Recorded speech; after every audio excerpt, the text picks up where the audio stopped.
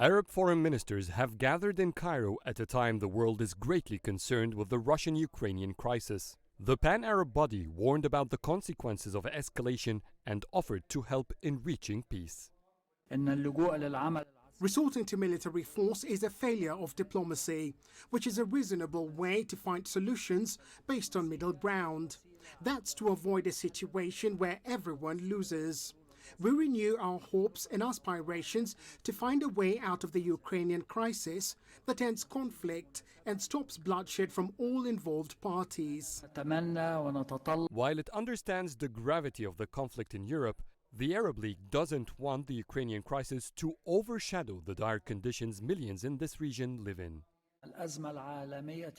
The crisis erupting in the world because of Ukraine should not be a reason to forget the ignited Arab conflict.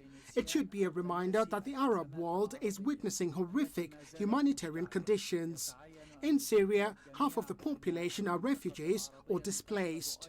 Yemen is witnessing the biggest humanitarian crisis in the world. There are humans and refugees here, and their suffering is the same.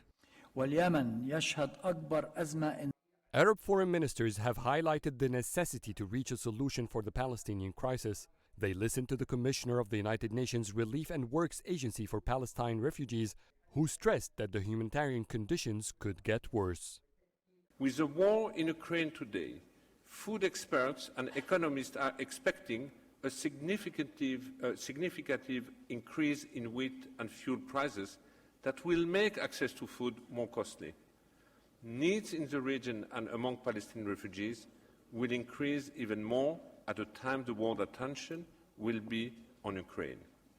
More than ever, regional solidarity is needed. Fearing serious implications on the fragile conflicts in the Middle East, the League of Arab States is hoping the Ukrainian crisis won't last long. Syria, Yemen, Libya, Lebanon and Iraq are all scenes of proxy wars between world powers.